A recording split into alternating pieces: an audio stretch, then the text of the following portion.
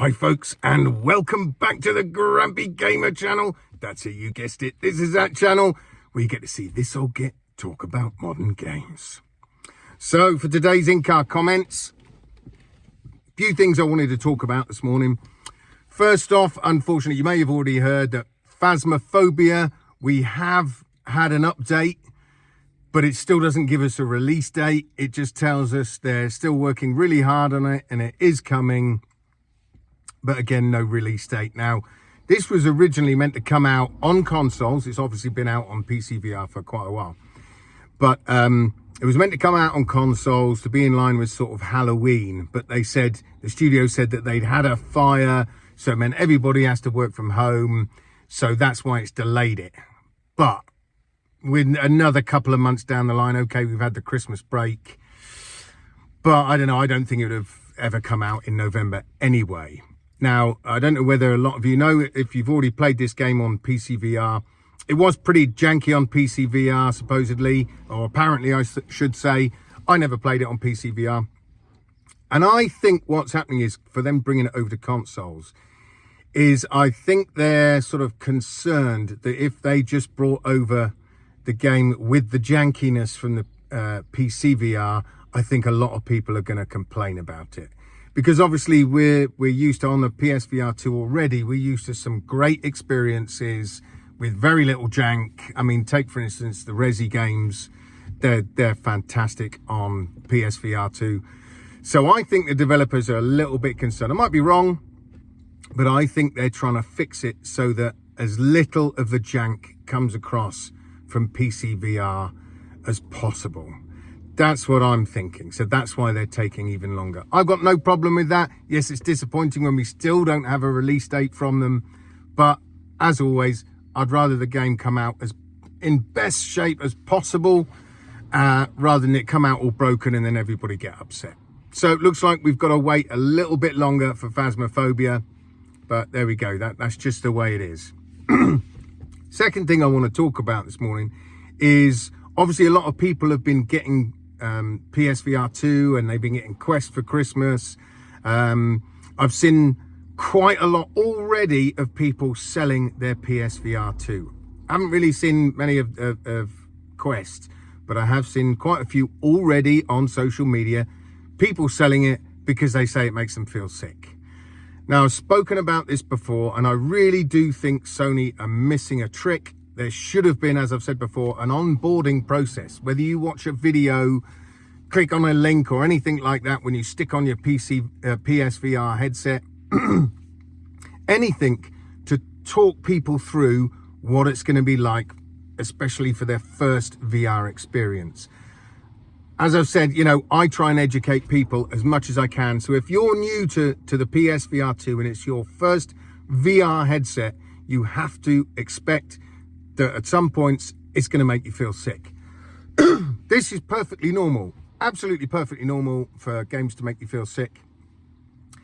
So don't just sell the headset thinking that that's it, I'm always going to feel sick from it. No, I mean, I'm sure there are some people that will never get past the motion sickness, but the majority, if you work at it, build up your VR legs, you will get past it. You've got to start off with very basic games that don't have such drastic movement.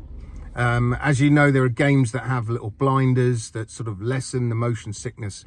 But it really, you know, makes my heart sink when I see people, they buy into the PSVR 2, buy into VR, and then literally straight away they give up because it makes them feel sick.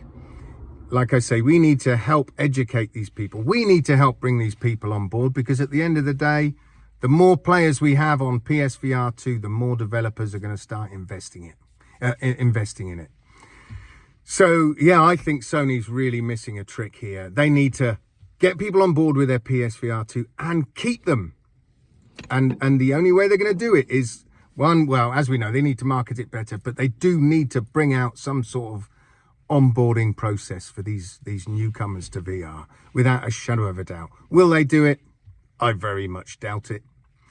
I've also seen already on social media the amount of people who have either had their controllers chewed already by a new dog or a puppy. Now, we recently got a new puppy in the last couple of months, I know all about the puppies. I've had dogs all my life. So my VR kit and all my kit is well out of the way of either of the dogs. I've got 2 dogs. My older dog, she's fine. No problem at all. But the puppy, I know, given half a chance, he will chew anything. Absolutely anything. So it breaks my heart when I see people that either they've had the end of the connector that goes into the PlayStation 5, that's been chewed off, or they've chewed straight through the cable, or like I say, they've chewed through the controllers. Now, for all the new guys out there who've only just got a PSVR 2, you've got to remember, you've got to know that you cannot buy those controllers separately. If those controllers break or they get chewed, the whole thing's got to go back to Sony for repair, and it's going to cost you anything between £250 and £300 to get it repaired. So it's a really expensive mistake. And if you've only just got your nice, shiny PSVR 2 for Christmas, and now it's got to go back to Sony for God knows how long, 2 weeks, a month, something like that, I mean, that's got to be gutting. So me, I look after my controllers like they're gold dust. I mean, literally, they're well out the way when they're not in use. My headset goes in its case when it's not in use, because that way then no dust gets on the lenses whatsoever at all. But yeah, the controllers, you know, I've smacked them a couple of times when I've played VR in a different room and accidentally whacked them, but I'm honestly, you've got to treat them like gold dust. Are Sony going to bring them out so that you can buy them separately? I think that's only going to happen if more and more people get into PSVR 2. Otherwise, I can't see them selling them separately. It might be a while yet. So, like I say, look after your controllers, folks. Keep them well out of the way of kids, children, water, anything like that. Look after them. Otherwise, you're not going to be playing your PSVR 2 for a while. Now, on to my last subject I want to talk about this morning. I made a video on this yesterday. I went to put it up and then I took it down again. Earlier in the week, we were talking about how VR is getting so real that some people are finding it difficult to disassociate between the virtual world and the real world, and they're sort of merging a bit together. I mean, if that's happening to you, seriously, you need to take a break. I think you're playing too much, and I think you really need to let your brain reset into reality if that's happening. I know I would. If I was getting these problems, I would definitely stop playing for a while. Anyway, sort of linking on to that subject, I see in the news the day before yesterday that a young girl, 16-year-old girl, she was invited, I think she was on Quest, because she was invited into a social lobby in the metaverse. Now, she was invited in by friends or family. It doesn't say which. This was on the news. This was on the radio, everything. I mean, it's an unbelievable story. But yesterday, I said exactly what had happened to her. But I think today I've got to sort of be really careful of the language I use. So I'm pretty sure you're going to get what I'm talking about. But I have to sort of change words here and there. So this girl claims that while she was in a social lobby, she was gang raped.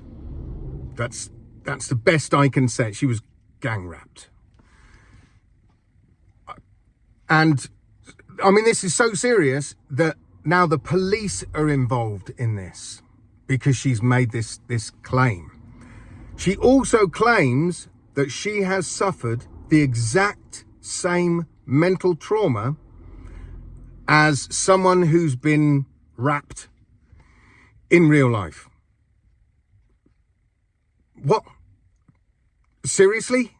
I mean, let's have a look at what's probably happened here. In a social lobby, you can't play around with certain appendages of your avatar. You just can't. You haven't got those options. I mean, there might be some corn VR lobbies, if you know what I'm talking about, where you can do all that sort of stuff. But this was just a normal social hub, if you like, in the metaverse to sit and chat to people and meet new people. Well, apparently a load of people ganged up on her and they supposedly, allegedly gang raped her. Now, I mean, is this girl too wrapped up in VR? I mean, I don't know. like I say, she's 16. She's not an adult. She's still a kid, pretty much. Let's face it. Although she's 16, she sounds like a very naive young girl. And I'm sure the abuse that was thrown at her was horrible by some degenerate idiots who thought it'd be funny, maybe. I mean, I don't know what happened, whether they surrounded her avatar with their avatars and then just hurled abuse at her and said that what they were doing or whatever. Maybe their avatars were moving in a funny way or something. But to say she's suffered the same mental trauma as someone who has gone through that in real life is, to me, if I was a rap victim, I would be so angry that someone tries to claim they've suffered the same mental trauma as in the VR world as someone who's gone through this in real life. I mean, I think it's just craziness, absolute craziness. The thing is that made me think is, if you're a rap victim when that's taking place, they've had their liberty taken away, they've had their consent taken away, and they've even had control of their own body taken away. Okay, that's what happens in real life. So she's in the metaverse. These people are obviously hurling abuse, whatever, while she's in this lobby. At any point, this girl could have removed her consent. And quite easily. All she would have had to do is, 1, leave the lobby, or 2, shut her headset down and take it off. That's it. That's her withdrawing her consent. So what's happened here is, apparently she stayed there while all this is going on and apparently powerless to do anything about it. Seriously? It doesn't make any sense whatsoever. I mean, me personally, if I go into a lobby and, you know, a multiplayer lobby, and I go in and there's a load of screaming kids in there, 9 times out of 10, I'll just leave the lobby. If there's some good people in there as well, I'll just mute the kids. No, I don't want to listen to that. So you got control all the time of what happens in the metaverse. So for this girl to say that this happened to her and she's been caused the same mental trauma as a real rap sufferer, and she didn't do anything about it, is beyond a joke. But the scary thing is the police are involved. Now, to me, this is a massive waste of police time. And what are they going to be? How can they even waste? Honestly, I'm lost for words. How the police are even going to investigate this? What are they investigating? Because clearly no rap has taken place. I'm sure you all know the definition of rap is the fact that only men can rap. Women can't rap. They can assault people, but they can't rap people. Okay, they can assault people, but they can't rap people. Why? Because a certain male object, appendage, has to be used for a rap to take place. Okay, you can't commit that offence without having that appendage. You know, like I say, I'm being very careful of the wording I use, because you know what, YouTube's like it, yeah, whatever. So I don't understand what the police are investigating. You know, if these people that were bullying her basically were hurling racist abuse, homophobic abuse, that sort of thing, then fair enough. Then the police, you know, if it's a hate crime, the police have got something to investigate, I would assume. But what she's claiming, that there's just nothing for the police to investigate here.